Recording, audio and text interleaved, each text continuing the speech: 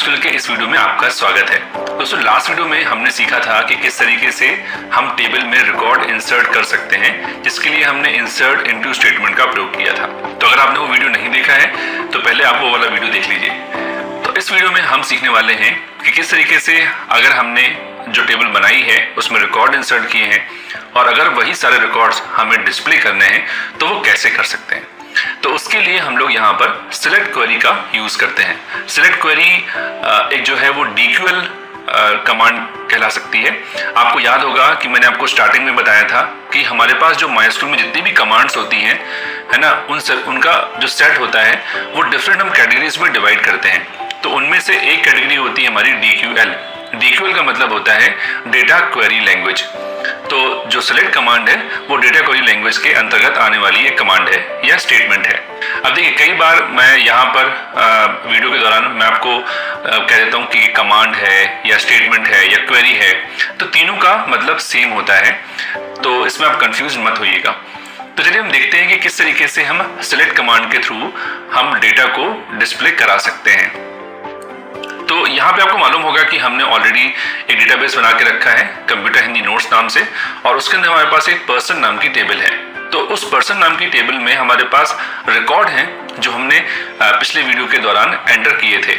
अब अगर हम देखना चाहते हैं तो यहाँ पे हम सिलेक्ट कमांड का यूज करेंगे। तो यहाँ आप देखेंगे कि सिलेक्ट कमांड का जो सिंटैक्स होता है वो हम इस तरीके से लिखते हैं। पहले हम लिखते हैं सिलेक्ट, फिर हम लिखते हैं कॉलम के नेम, मतलब जो भी हमें कॉलम दिखाने, जैसे यहाँ पे हमारे पास कॉलम में देखें तो ID, full name, age, gender, city, mobile, ये सारे कॉलम हैं। तो यहाँ पे हम कॉलम के नेम लिखते हैं एंड देन फ्रॉम, और फिर जो हमारे टेबल का नाम है वो। और इसी में एक और सिंटैक्स हमारे पास होता है, वो होता है ये, ठीक है, select star from table name. तो ये हमने पिछले वीडियो में भी यूज किया था। तो यहाँ पे एस्टेरिस्क का मतलब है, स्टार का मतलब है कि हम सारे कॉलम को दिखाना चाहते हैं।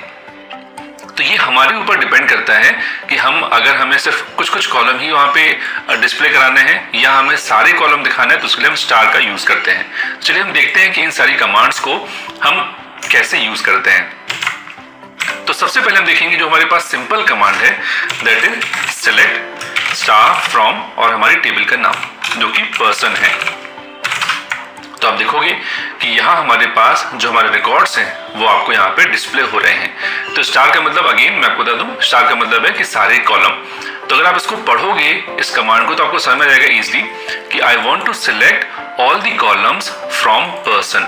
ठीक है, तो यहाँ पे हम सारे रिकॉर्ड दिखा रहे हैं या सारी रोज बोल रहे हैं, ठीक। और यहाँ पे देखिए, एक चीज आपको ध्यान रखना है कि जब हम सिलेक्ट स्टेटमेंट लगाते हैं और हम ऐसा कुछ लिखते हैं तो वो हर रो के लिए बात कर रहा है, पर कॉलम यहाँ पे स्पेसिफाई कर सकते हैं। तो ये तो होगी पहली कमांड। दूसरा जो तरीका है वो क्या है कि हम यहाँ पे लिख सकते हैं कॉलम के नेम।